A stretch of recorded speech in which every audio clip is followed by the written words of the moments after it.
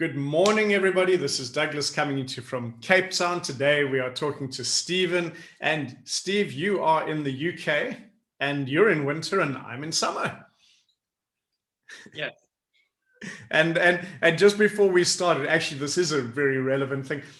Tell me about the weather in the UK historically and this winter. Well, obviously it's timed it perfectly that we've had possibly the longest cold spell on record.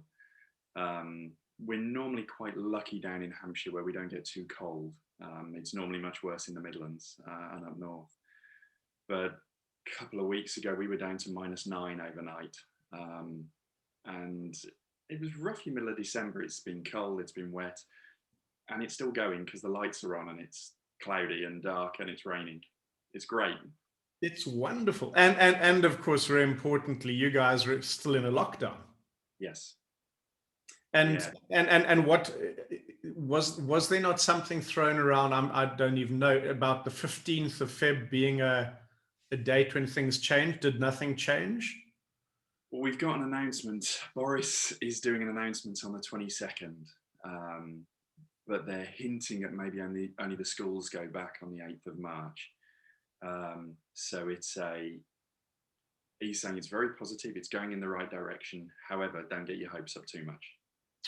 One of those, we'll give you a little bit, but we can't guarantee. Well, actually, interesting. We went back to school yesterday, and it was almost like we didn't know until what felt like the end of the week, because everything is that uncertainty, and then you know, Chris is my mate who's part of the school, and I'm like saying to him, dude, what does this mean? You know, things are back to normal. What normal? You know, we've had a whole year of 2 days on, 3 days, you know, so 2 days in 1 week, and then the following week you're on 3 days. And so there's half the school, half the grade. That became our normal last year. And what we've found is they're actually, the schools have gone brave. They've said, because our school year starts now. So this is the start. This isn't mid-year. And it's full school back. So pandemonium and chaos would be the roads yesterday and this morning, because yeah, but it's kind of, it's, sorry? That's all years. That's not just primary school, the younger kids? No. This is, so Matt's in grade 11. He's just turned 17. So yeah, this is the high school. And yeah, it's quite something, because it's, yeah, it's having all the precautions in place and while actually trying to bring a true level of normality back is quite something. And so it's a very brave and courageous move on the education department. But they've also realized that it's not healthy for the kids to be staying at home so long, disconnected so long. And so there's a, whereas before the emphasis seemed to be on, you know, how they're going to learn, how they're going to get all the work in, they've actually come from a different aspect and gone, actually, the social and mental health of the kids needs to be met by having structure, by having contact with peers, and it's all new for us again. Yeah. Okay. And how's Matt finding it?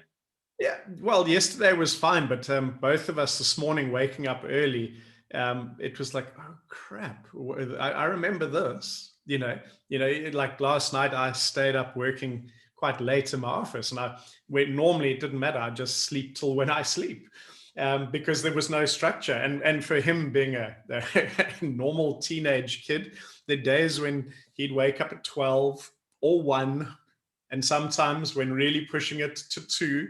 Why? Because they'd stay up online playing their games and connecting as teenagers do online. They connect, and they, you know, you've got like 3 screens running. You've got your PlayStation, you've got the iPad, and you've got your phone, and you probably have about 9 or 10 different people interacting. It's quite something. It's a world that I observe, but I certainly don't play in.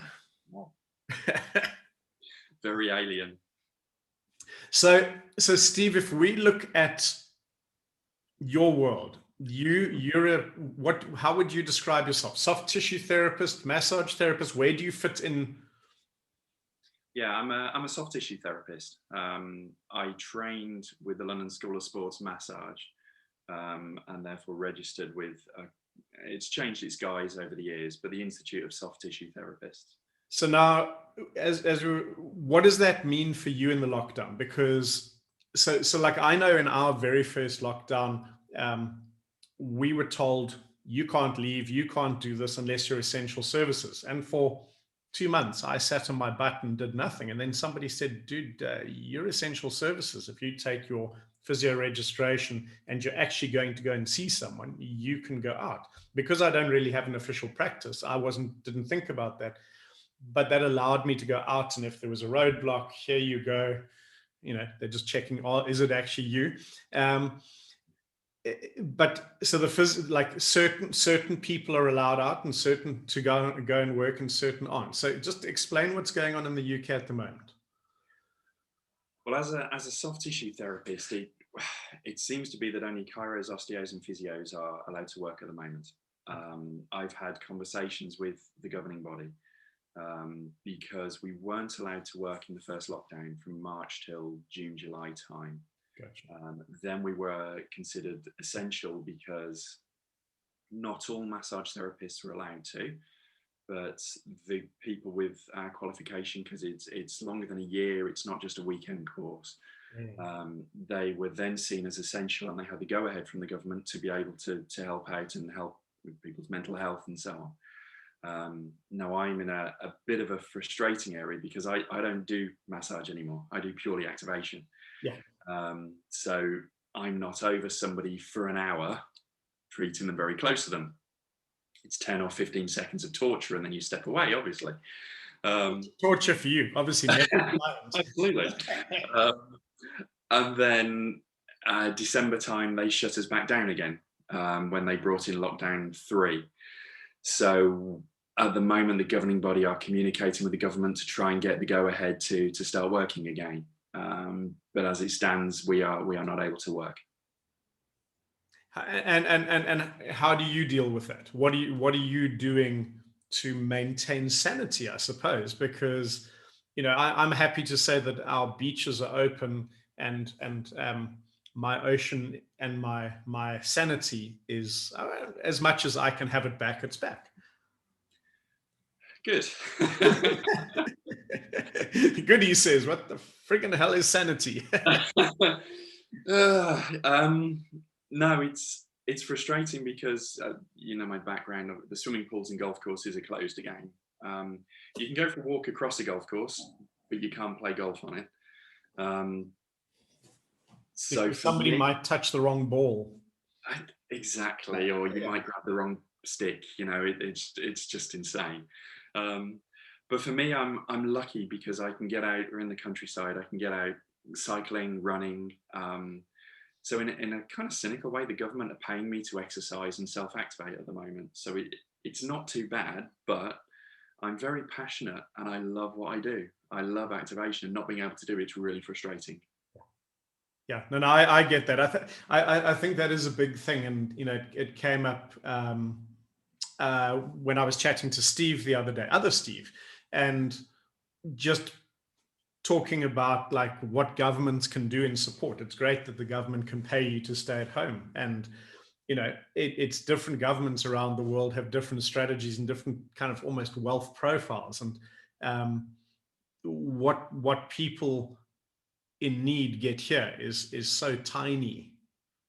It's crazy actually, but yet that's the subsidy that's available, and that's what they survive on. But yeah, it's a fascinating thing, isn't it? Where you actually realize that momentum. In the work of BeActivated, the more you're doing, the more you just find the ease and the flow, and things just happen, and you start to notice things. And it's kind of like when we get back into it, it's almost you have to go back. This is very important for everybody listening who's taking breaks because forced or otherwise. step back to the beninging right at the beginning, where you go, what are the structures? What are the things I need to do, so that you don't think you're going to start where you left off, because that's not how it works. Because the body and the brain and all of us works on the principle of what you don't use, you lose. Yeah. You know, so the cool part though is if you are doing all this movement and exercise and self-activating, the almost the question is, you know, how do we, when we self-activate, actually at least once a week have a moment where you go, oh wow, I've just learned something about me. Because one of the challenges in this long period is, if you're disciplined and every day you do your self-activation, you can do it mindlessly. Yes. And mindlessly is useless, you know. And it's always equates to, like, when you go to the gym and you see the girls and the guys on the bikes, the stationary bikes, but they've got a newspaper or a book. And like eons ago, I first trained personal trainers for a group called ETA, Exercise Teachers Academy, and then I moved over to the Reebok Alliance. And at Reebok Alliance, we taught at a big gym, so I had and through the glass window across on the other side were all the stationary bikes. And it was my trick question every time. Tell me, what's the physiological benefit that those people are getting? And they'd be going, well, the cycling, the cardiovascular, the this. And the answer's bullshit. Their mind is not in it. Their brain is not connecting the neurology. The benefit is pretty much nothing. You know, you may as well go sit and have a cup of coffee and then go, oh, well, that was it. Or otherwise, maybe go sit, have the coffee, but watch me on this bike and think that that my training is going to help you. And so the trick here, especially with this long, you know, extended period, I just realized actually that, you know, perhaps the group mindset in England is everyone got so caught up in the Game of Thrones that this whole idea that winter is coming, that you guys manifested this stuff. Just, okay, so I'm not that sane yet. I've just realized winter is coming. I think I'm the only person on the planet. I have never seen an episode of Game of Thrones. Well, that's not a bad thing. There is some good fun in there. You know, it's there certainly are one-liners in there that I use and abuse often. And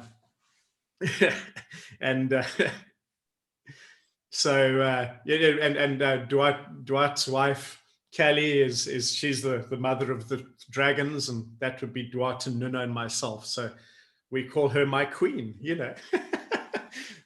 So hey, mother of dragons.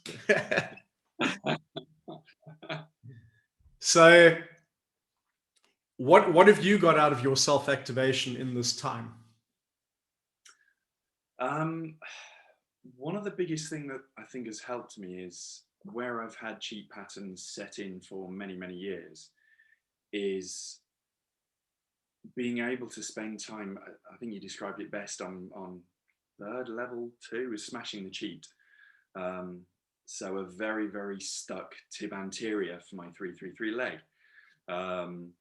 And for my 333 jaw on my left, and being able to spend a lot of time getting into that and loosening the tissue. It's not just a quick once over. It's being able to spend time on the stuff that's been stuck for decades. Yeah, because I think that's a big thing, is when you've got the time, it's also very easy just to fill it and get distracted and do other stuff that's, we say important, but actually the most important thing we have is ourselves. So that in these periods,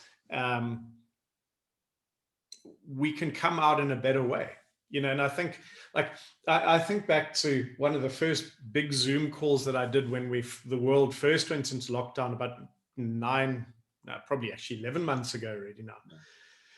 And there I was talking about who you're going to be in 90 days. Why? Because we all thought in 90 days, this is done and dusted. Let's come out the other side and woo, and, you know, shine up. But you know, it's in Viktor Frankl's Man's Search for Meaning.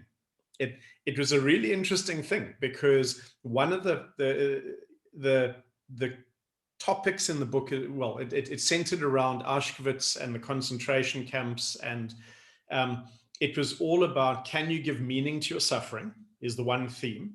And that's huge, because if you can't give meaning to your suffering, it remains suffering. Yeah.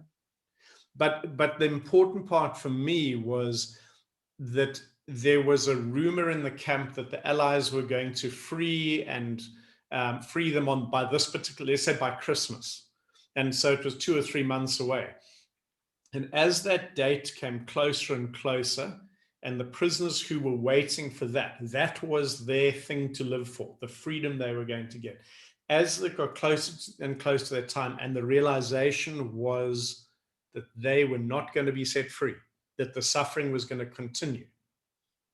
It was amazing how many of those prisoners gave up and died. And all of those who gave meaning to their suffering, to a horrible, disgusting situation, they found the will inside, because they said, for Viktor Frankl, his thing was, I need to survive to make sure this never happens again. Because if we all die, if we all give up, then this will just be normal. And so I actually never thought, I've always found it fascinating where conversations go, or where my brain goes, because we talk about activating with purpose as well. Like, we don't have to do it every single time, but activating with purpose. What is the intention behind what I'm doing? If I was working with you as a client, we'd be doing that, wouldn't we? So Steve, let's have a look at what we're working with today. And so, like, I saw an amazing friend of mine yesterday who's had a hell of a year, and we put the table out in the garden, and there's a whole lot of shifting that's happened in her life. She's lost her life partner, and like good friends of ours, and the business is changing, and the new setup is not so cool. And so the thing wasn't, hey, let's look at that tight foot or that sore shoulder, whatever. The goal was, let's see if we can create a bit of, like, almost like sanity within all this chaos that's going on around you, so you can figure out where you are and act on it. And it was amazing, because for me, it was the power of what we did yesterday was the fact that we were very clear what our outcome was. And so we had a short conversation about how it plays out. We did the 1, 2, 3. The 1, 2, 3 then gets reflected back. Wow, isn't it amazing, because you're a jaw driver for your right, when this conflict situation rises in this new environment and you should say something, you can't, because then I would have to unlock this, and if I unlock this, I feel unsafe. So therefore you bite your tongue like a little school kid, and then later you send a message or something, and you go, shit, I've got a whole lot of people in my life that do that. Yep. They can't say it right up front. And you start to see how the behavior and how our reaction to the stress is being played out in the thing. We hit a point on the breathing, turned out to be smoking a joint was the thing, and everything changed. And our session was done. And like, when I went in and said to Amy, oh yeah, we're done, she was like, what? No. Yeah, because the staircase, we went down the staircase, the changes came. Why? Because we were clear what our outcome was. We were clear that's what we were working on. So the minute you get that, poof. So if I was working with you, or you were working with me, you'd know that that's what you do. How are you doing that in your self-activation? And this is a question to you, but it's to the broader community too. And the answer may be not so often. It's, what's interesting is the first time, because you know from the last level 2, I was knackered. I was exhausted. Yeah. Loving what I do almost too much. But that's the challenge. Sometimes the successes that we're having pull us out of ourselves. Yes. And it was having an effect. I haven't had migraines since my first level 1 with you, and I've suffered with them terribly for my entire life. And in that level 2, I think I said to you, the last month or so, I know there's migraines coming and starting again. So having the time off has been great. So I would start with just the zone 1, and you get to the end and it's okay, we're done today. Then the next time the zone 1 isn't as effective.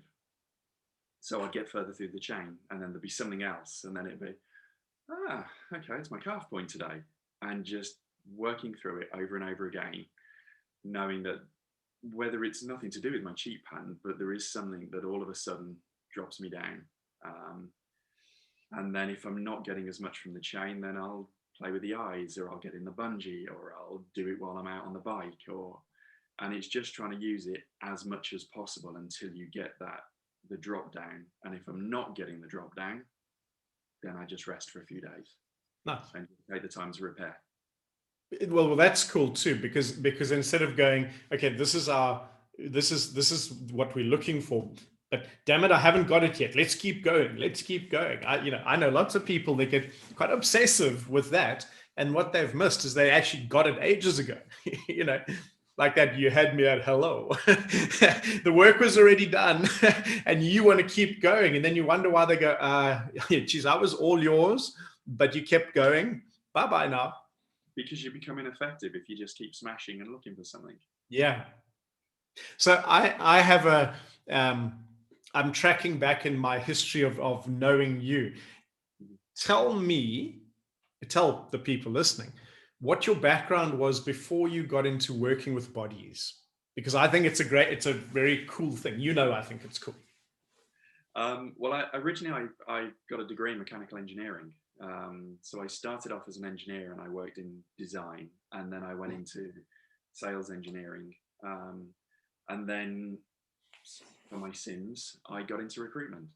And I worked recruiting engineers with engineering companies. And I knew after a week that wasn't really what I wanted to do. So I only stayed in it for about 12 years. As you do. Because I'm amazed that's a very quick decision maker. First week, no, this is not where I should be. 12 years later, what did you learn, or what is a vital skill to have as a recruiter? Well, one of the very first things that somebody taught me was actually a friend who worked in sales. He said, you have 2 ears and you have 1 mouth. You should listen before you speak. And one of the skills I believe I have is being able to read people, and be able to understand what's going on in them. And in this work, it's vital. I don't think I could do it as well as I do without that. So it's not about a skill set, a developer to a development role. It's about, is the person right for the company? Is it the right personality? Because recruitment isn't just finding that person. It's selling them the idea that this company is right, but it's also making sure that if you're good in recruitment, the company afterwards goes, wow, good job. They're a perfect fit. Because you don't last 12 years in recruitment if you're putting the wrong people with the wrong companies. No, you don't. And it was permanent recruitment as well, rather than contract. So the contract is very much, we don't care whether they've got 3 heads. If they can do the job, get them in, get out. Yeah. Much more about the fit. So cool.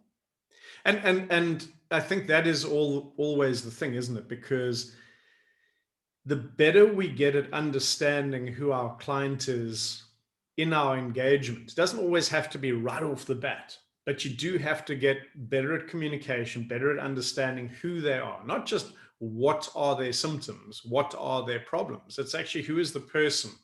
Because one person, let's say we have 2 different people. So they both have the same pain. We could say they both have lower back pain. They both give it a 8 out of 10. And the back pain is the most frustrating thing in their world, because they want to go out and do this and this and this. And these are the ones that when you tell them to do something, they will do it. Why? Because they will do anything because they want to get rid of this pain. Yeah. Okay? There's scenario 1. But same back pain, same location, same rating. Another client, actually, they've somewhere in their subconscious, they've recognized that this pain serves them. They get recognition, they get payoff. So the pain, I don't like the pain, but the pain does come with benefit. And so the way you approach those two different people has to be different. The language has to be different. So and the irony is, of course, we're going to bring the same philosophy and the same technique to both of them. But how we package and how we communicate, now that's different. It is. It is. And one of the great things that I actually learned from you, one of the many things, was firing clients that aren't interested. So it might be that your second example there lasts one session because it's wasting my time. Yeah, because the thing is that, and we see this on workshops too, you have clients who you are going to become part of the 20 therapists that have seen me, and they could, and tick, and I've seen 20 people, look how hard I'm working to get better, and nobody can fix me. And suddenly they're significant because, wow, God, you must be unique. All these people working so hard and nobody can fix you. Yep, because you got to fix yourself, buddy. There's a payoff, and people might be going, no, but that's too weird. People want to get better. Well, if that's the base premise that you start with, you already can't see the full picture. Yeah. And that's the thing. It's like, let's say it's not pain. Let's say it's anxiety. Let's say it's, I can't do that because, I have those little panic attacks come up. And at no point are we saying those panic attacks are not real. They are real. But they also serve as a survival strategy.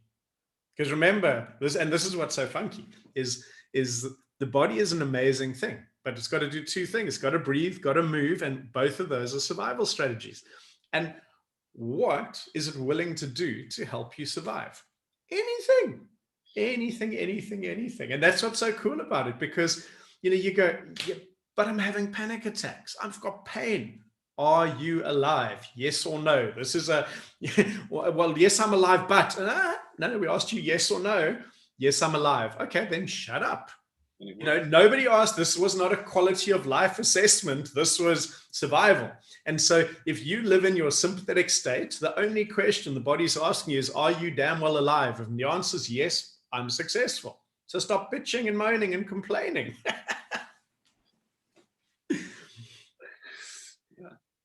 So tell swimming and golf. You've had some great stories and great successes with clients. I want to know, like, I'm having a little bitch here. I'm not going to mention his name, but he is a world champion swimmer, and he was on radio yesterday. And I actually I had to turn it off. We were on the way to school and stuck in traffic, and he'd come back to South Africa, and they'd promised him that the pool would be ready so that he could train. And it's almost like, do you not know who I am? And he's had 4 weeks with not being able to train. And he comes on radio, and you think you're coming to inspire people and help them. And he came on to bitch and moan. And I'm like, I've been let down. It's not fair. Do you not know I'm the world champion? I have all these records. I should be training. Yeah, dude, get over yourself. But the interesting part is it's like, that's how he's going to get hacked. To me, if I were being like coaching anyone who's going to swim against him, we can hack him for the rest of his life, because now we know who you are. Up till now, I've been really impressed by this guy. Just as a thought. But now, mumble. Geez, I would just out of interest, I was feeling pretty rough this morning. And I think whatever I did get in my bungee. And I actually was doing some deep squats and wiggly lunges, and I popped out of there kind of hyped, and I think I'm still hyped. So I think Confident, I think right? this is just me talking, and you're sitting there going, "Geez, Doug, anytime I can speak to." Tell me something about a swimmer. Some swimmers, you've done a lot with swimming. I have, yeah. Oh, what specifically? Successes, treatments? What do you want to know? Whatever pops up, and maybe, just maybe, it has a link where somebody had their own limiting belief that once that shifted through, the world opened up. There's actually a lady that's on my website who a world record backstroker who we'd done so much work on the table and on the bungee, but she'd be the first to admit she's terrible at backstroke starts. She's always a couple of meters behind. And so the advantage of having been a swimmer, I got in the pool with her. And we got her into a backstroke start, and we got her up in the wall, and noticed that swimmers, you're in trunks all day. It's all about it's all about the abs, obviously. And doing the activations while she was hanging on to the start block, ready to do a backstroke start, to then switch her breathing on and help her relax. She then knocked 0.9 of a second off the world record the next time she raced. Mm. But she was up with them off the start, which was what was huge for her. So for me, it's about taking it out there. And the same, I was a pretty good golfer, and being able to get out on the course with people and see what's going on, whether it's a right or left-handed dog leg. Is it a visual feel thing? For me, it's getting them into what they do, which I know you've done loads of, whether it's athletes, whatever, is you need to see them in their environment, because they can be great on the table, but you have to get them up and moving. Yeah, and that's beautiful, because that's progression, but the thing is that when someone thinks that's where you start, no, that's where you will fall short. You have to always build the foundation. So you get them in, you get them on the table, you get them as good as you can, and then you start shifting the environment and taking them closer and closer to those places that they're going to be. And for sure, it's kind of, I love that picture of her in her start position and you're activating there. Absolutely. We did a course in Durban once, and Wayne, I think he's now in New Zealand. Hey, Wayne, if you're out there. And Wayne was a couple of years behind me at university doing physio, when I studied, but had a big practice in Durban and came on some workshops, and top lifesaver. And the flags is where the guys are lying, have to jump up, change direction, and go. If there are two of them, there's only one flag. Whoever gets the flag wins. So he was at the point where he was probably 38, 39-ish, but still competing with 20-year-olds. And we were looking at where could he improve.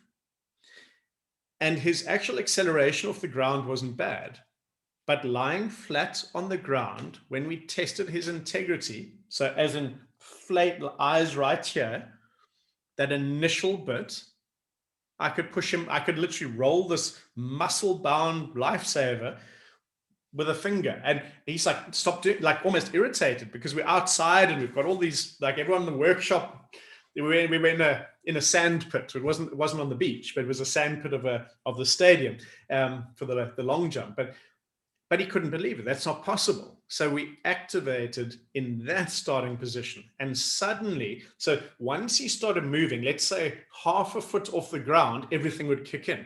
But it's that half a foot, that initial drive, was where he was losing it. And it was just one more aspect. And you go, but please, I'm lying flat on the ground. I must have integrity there. Yeah, whatever. Whatever. But swimming's an interesting one, because if you're doing short course, so 25-meter pool, if you're doing 100 meters, 60% of it you're holding your breath for, and that obviously doesn't really go with what we're trying to help with, trying to facilitate. Do you do things differently if you're working with a swimmer? Are there different ways you can work it, or you just Hold your breath. What I try and do is make them think about each thing that they take for granted. So if it is, them holding their breath for most of the time, the question would be, all right, so how do we bring breath into it? Is breath therefore an essential preparation? As in, you need to be doing 2 minutes of breathing to hyper oxygenate, to make sure there's so much ATP available for that anaerobic stuff. And part of good breathing that people forget about is good trained breathing is where all of your aerobic and anaerobic systems recover quicker. So if it, because I've had this conversation with people go, yeah, but it's a sprint, so let's say it's a sprinter, it's 10 seconds, 10 seconds, oh, that's the creatine phosphate system, da da da. Well, I don't know, the guy or the girl who's going to win the 100 meters in the final is the one who after the first round, second round, third round keeps recovering. The one who blows out their creatine phosphate system in the first round does an amazing first round. Everyone goes, wow, this is going to be great. And they don't make it through the second round or the third round. And so your ability of the system to recover is what's really important. So first I'd open the conversation around that and say, so, historically in this race, there's not much breathing because, 60%, this is what we know. But we can prepare. But what it does, it opens a conversation on breathing, because I actually want them to go, what do you think would happen if I took a breath when everyone else isn't? I don't know, but let's have a look.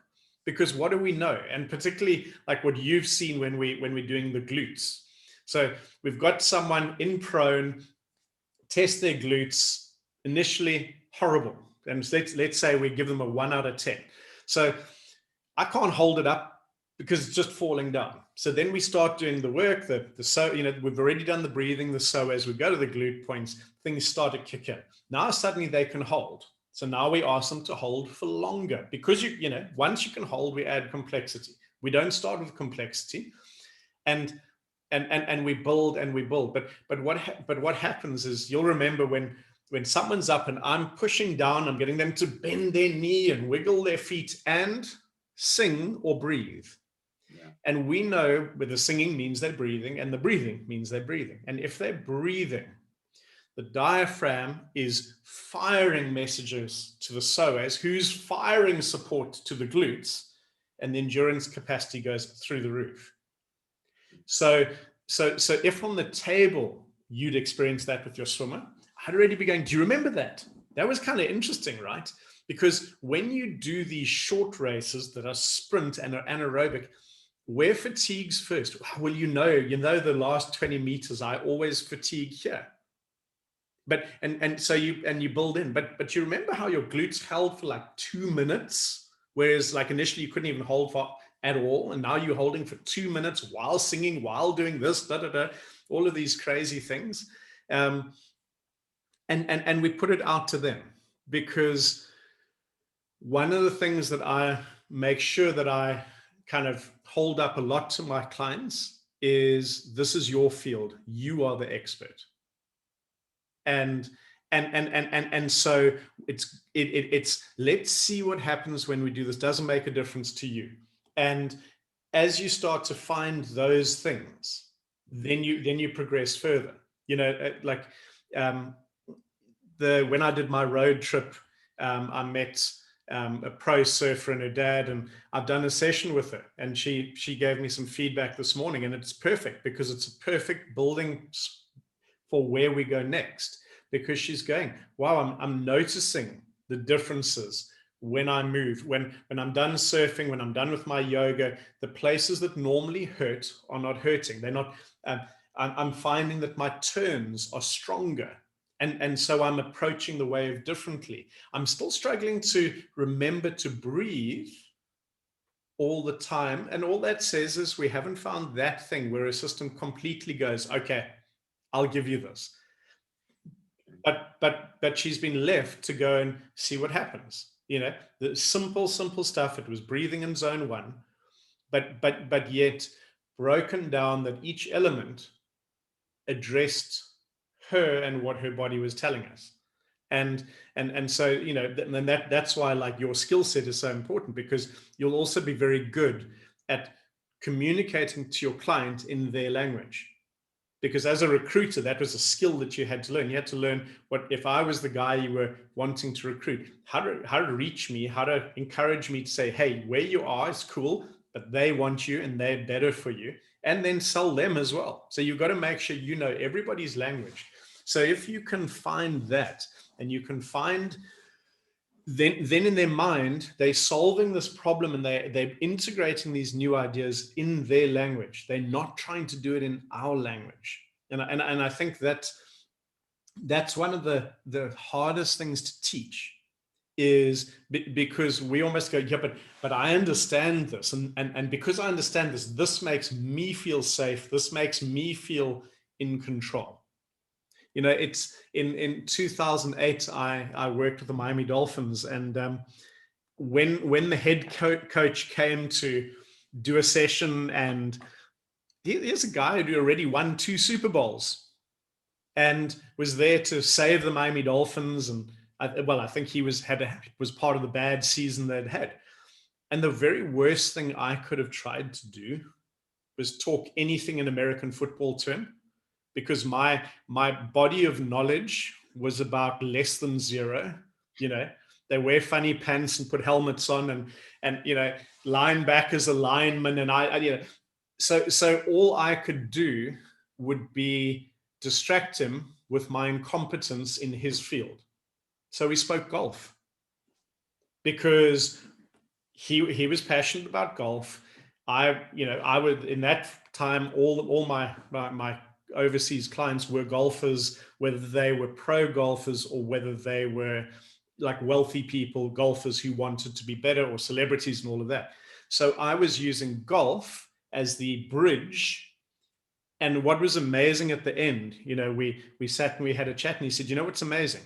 In teaching me about my golf and my game, and understand that you've now covered 3 principles that I realized I haven't brought to the Miami Dolphins. And when I won both the Super Bowls of the 2 other teams, those are the base principles on how our coaching system worked. And I'd almost forgotten what the success formula was. And I'm like, cool. I have no idea what those 3 things were, by the way. But because I wasn't almost infuriating him by trying to communicate to him about something that he is truly the expert, which is the NFL and American football and the game, I made sure that I found a common language, a place where we could have the conversation, and then track it back into his team and why I was actually there. And that was cool, because so it becomes about, how do we trust the knowledge base that we have enough to change? It's learning that. And so one of the things, actually, here's a challenge to anybody listening. Here's a good one. So it does help if you're actually working with clients, and if you're doing it on Zoom, that can work too. You need to pick let's say you're trying to explain the diaphragm, and you're going, and this is why the diaphragm is important. Don't have one speech. Don't have one speech. I remember working in Pembury outside London as a locum eons and eons ago. And the one day when I pulled back the curtain, my entire department was standing outside. Why? And I'm like, what are you doing? Bumblebees. You chose bumblebees to describe back pain. What the hell? And I was like, I reached out, and a bumblebee came into my mind, and I went, oh crap, how to tell my client via the bumblebee how their back pain worked. But guess what? They understood the mechanism of their back pain. That was, and so what I found is that I could never use the same analogy over and over, because then I got bored, because I've used this 100 times, I'm not listening anymore, which means I'm also not listening to them. I'm not observing them. I'm not seeing, did they get it? Do they understand? And so it's that willingness to almost go, all right, I've already used that one. Let me flip a coin and see what else is there. You know, pink lollipops. Oh crap, it's a pink lollipop. How are we going to describe that? Well, actually, you pink lollipop, you can kind of suck in, right? And that's what you might do with a pink lollipop. But actually, the diaphragm works the same way. Because actually, we call it negative interthoracic pressure. But actually, the reason we want your belly to come out is it actually sucks the diaphragm open. It does what? Like that pink lollipop. And when you're doing that, that's what we need. So the sucking is when we know it's happening because the belly is moving out the way. Okay.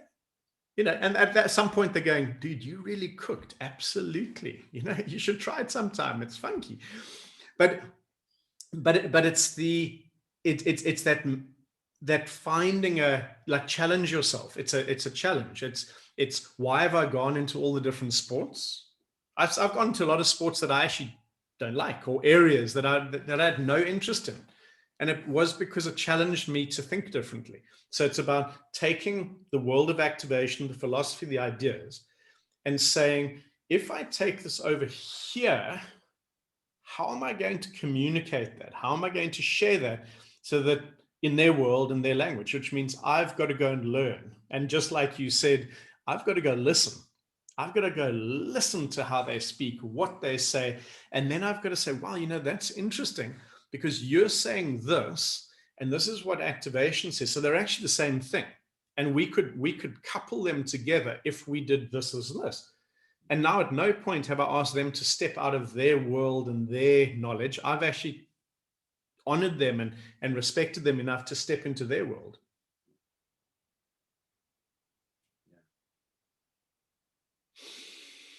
Yeah. So, tell me another swimming story. Oh, wow. Because I need to actually just put out here. I'm very aware that I'm totally dominating today. I probably of what I did in the bungee after deep, like wide, shuffling side to side. When I stepped out, something woke up, like on another layer. So okay, I'm actually going to tell you an athlete story rather than a story. Yes. So I've been very lucky enough to, just before lockdown, the first lockdown a year ago, I started working with a Paralympian, and she's an amputee, lower leg amputee on the right hand side from a powerboat accident when she was water skiing. And one of the, I don't think we've actually spoken about this. One of the really interesting things for me was when doing the testing, when I very first met her, she had a carbon fiber leg on. So it was the walking leg rather than her. She's a long jumper. She tested really well. She tested really strong. But when looking and knowing there was something going on, I asked her to imagine waggling her foot that wasn't there, and the leg dropped. And getting her to imagine she was pulling her foot up, she was immovable. She was testing beautifully. So phantom limb pain is not just phantom limb pain, it's also phantom cheat patterns that even though the limb is not there, the neural pathways are still very much there. Yeah, that for me was something else. She, on a good leg, as it were, on her normal leg, she was a 3-3-3 leg, and she avoided ankle surgery, but she badly sprained her ankle, which is why I got in touch with her and see if she was open to it. And it then came out she'd actually been having quite annoying knee pain on the amputated leg side, and she tested as a 2-3-3 with no lower leg. So it was that for me is very cool. Excellent. Yeah, but you see that, and that's like, so if someone's listening and they're going, well, no, obviously didn't understand what they just said. So if she's a 2-3-3, what that means is that her quad was driving hip flexion, but her knee control was coming from her tibialis, which pretty much wasn't there. Yeah. And so the quad was holding the psoas, but in order for the quad test to be positive, she had to imagine lifting her foot up that wasn't actually there. But when she did, then it would hold. Yeah.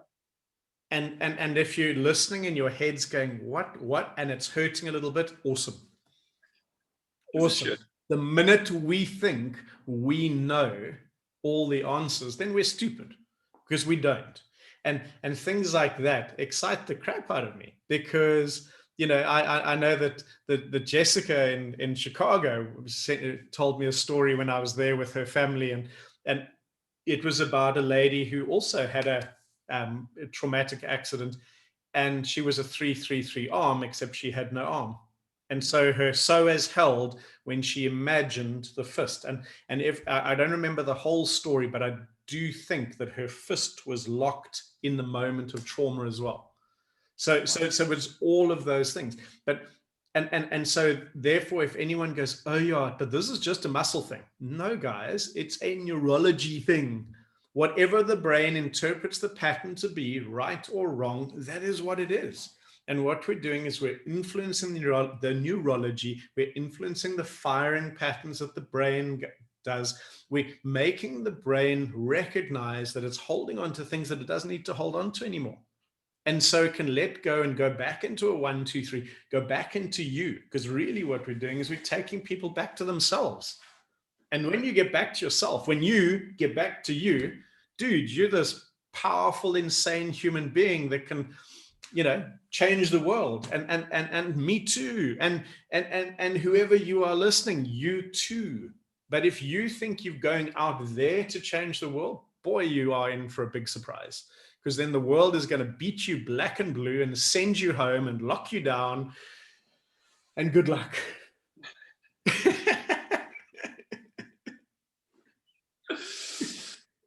Yeah. It's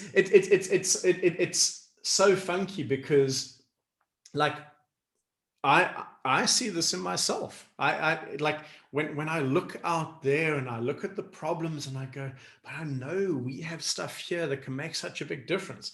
But then I go to solve that problem out there. It's not how you solve the problems, and it doesn't work. That's when I'll spend days and weeks and months putting stuff together, and it just doesn't feel right, and it doesn't have the come on, this is it. And the this is it comes in it starts with me, and then it expands through the awareness of those around us, and that can be our clients, but then that knock-on effect is that then they can go and influence where the problem lies. It doesn't always have to be us directly. I'm still learning that one. It's like I think I have to solve the problems.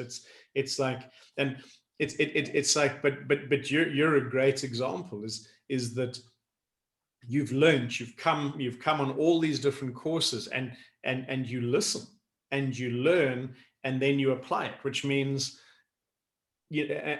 like I can go, well, I'm so cool. That's so cool. Not I'm so cool. I am so cool. But but like it's so cool that because you came and you listened and you heard and you liked what you heard and you've gone and applied it.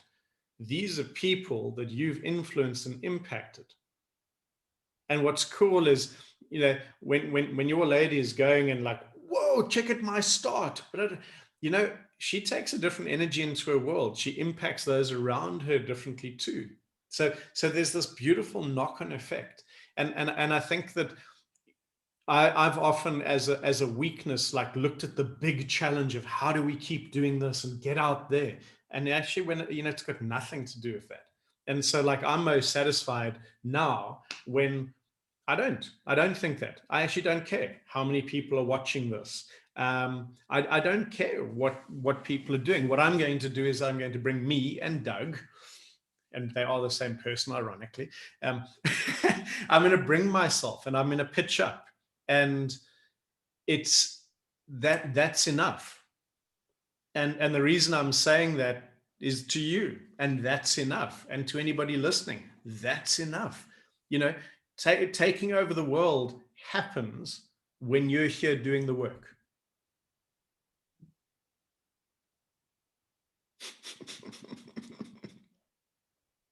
So if one day in our fantasy world, the world opens up and we're able to move and see clients and even travel, what are your plans? What's the vision?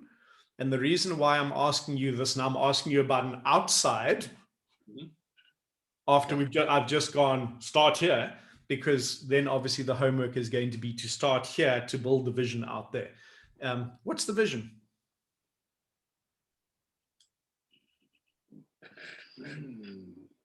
Good question. I know, I ask good questions.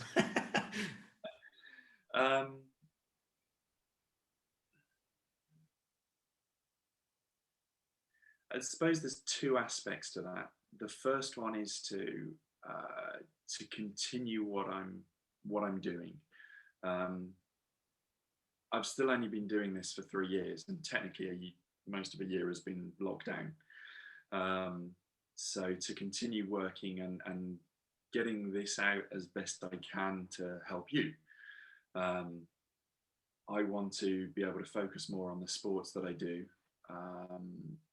Being very blunt, I'm not a doctor. I'm not here to work with people with the terrible medical conditions. That's for the guys that are so much better positioned than I am.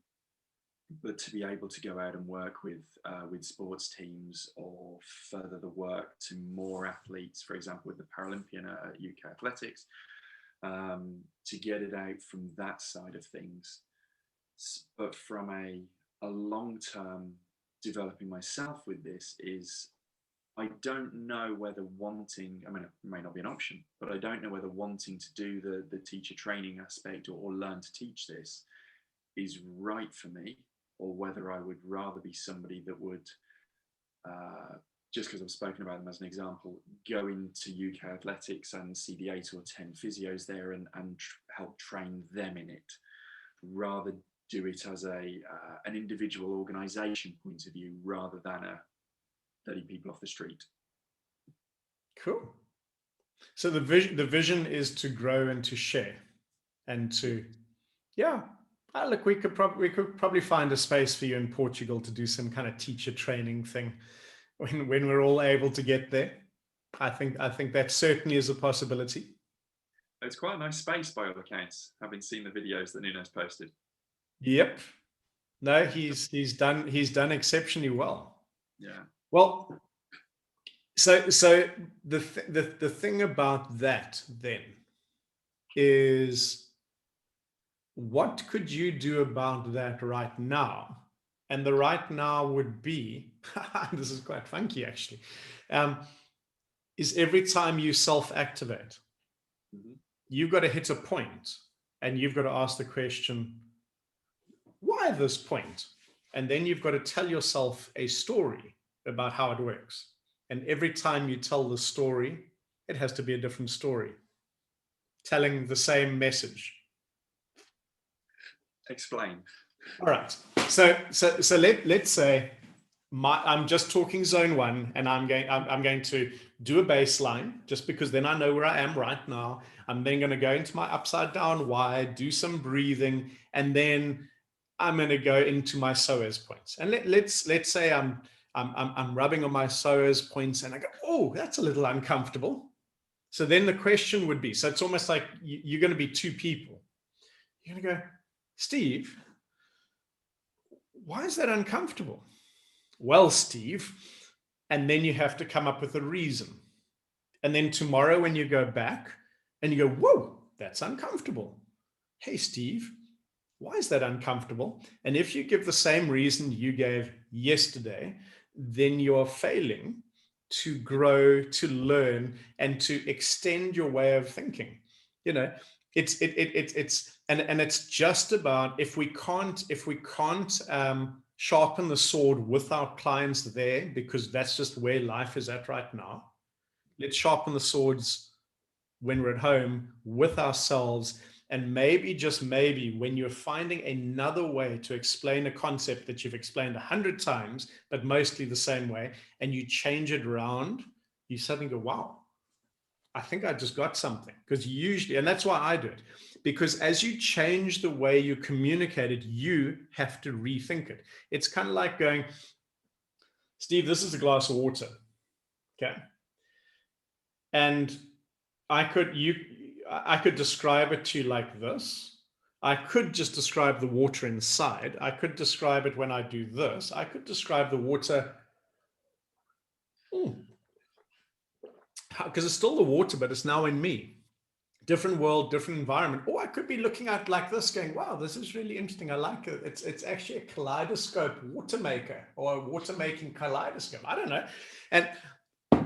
And each time you go there, and I know you're laughing, and there are other people are going, oh, crap, this man's cooked as hell. Yeah, but each time you have to verbalize a perspective. You actually have to ask yourself, what do I see? What do I see? Because you can't describe something you can't see. But if every time I go, it's a glass, it's about this big, it's blue, and I always look at it like this, eventually I stop seeing it. I like it. So the more you find your words, it's like I often feel sorry for Amy, because like I'll come out and I'll go, whoa, I've got this idea, and whoa, and I know in her mind she's going, yes, dear. Yes, dear. But I'm not doing it so that she gets it. I'm doing it because I'm trying to understand what the hell's going on in my own head. And when I do, sometimes that's when other pieces and the puzzle pieces suddenly slot in. It's like, oh, well, that was kind of obvious. But if I was always describing it the other way, it wasn't obvious at all. And you change your perspective and you change your way. And then suddenly what happens is the way you think about stuff changes, because so if you are working with a Paralympic athlete, you have a language. Now you want to go and do some training with physios who work with Paralympic athletes. I guarantee you the way you're communicating with the two is so chalk and cheese. But if you only have one way, if you only have one tool in your arsenal, then when that tool doesn't work, you just sit there and go, they didn't like it. But to adapt, to be able to go, this is where they need to be met. This is how they understand it. And then help them to realize that that is how they understand it, but how their clients will understand it is this. There's the art of the fun and the fun of this.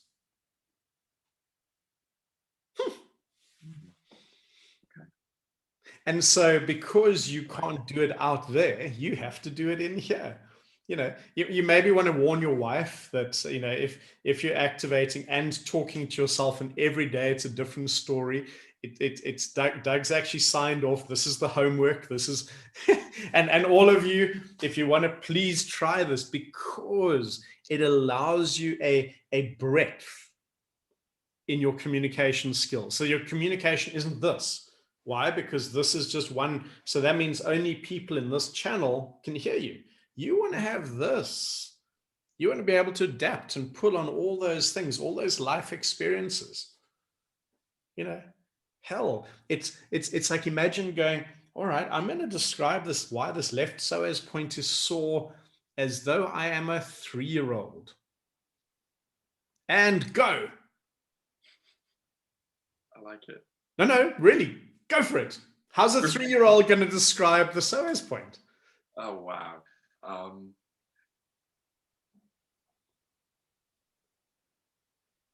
I need more time. No.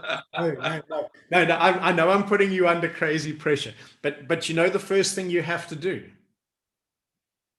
in order to think like a 3-year-old, you have to look like a 3-year-old. So when we go, I'll do it. But it's like, but this is the silly thing, mimicking. So you want to know what a 3-year-old thinks like? Wow, that's so cool. What? Okay, they might not have that kind of speech, but like, what? Why does that do that? Oh, well, it's like, when you turn electricity on, yeah, your body's got switches like that too. Really? Yeah. Okay. Wow. Can I do that with my mom? Sure. Yeah. But so like when we're switching roles, it mustn't just be in our head, because our physiology is where our learning takes place. And sometimes we can mimic our clients. I've mimicked clients when I'm struggling to understand what they're going through. And I remember one particular lady, like, her testing didn't make any sense. And I said to her, just forgive me, just stand. I'm going to mirror you because there's something I'm missing. I don't understand what's going on. So I'm trying to solve something for you, with you, but I don't know what's going on. And I literally mirrored her body, mimic, collapsed a little more than her. So I exaggerated it. And as I started moving, I went, yeah, my left thumb. What the hell's that? And you know what? There was something in her left thumb there was a little, very subtle thumb lock going on that was driving her right side of body. And I would never have picked that up. And it took me going, well, I'm actually the guy that teaches this stuff and I've got no frigging clue. Can we try something different? And I mimicked. And it was, and if I did that and nothing, well, that's fine too. But we've done that on workshops too. Think of your most irritating clients and mimic them, and how quickly people are like, oh, this is disgusting. I don't like this. Now imagine you live there 24/7. Oh God, I'd hate it. I'd be an ass. Yep. Didn't you say they were an ass? I did. So being an ass, not having an ass, but being an ass is trapped in physiology. So therefore it's our job to help them out. Yeah. But sometimes we have to go into those places to feel what they feel, to better understand the language they probably have. I like it.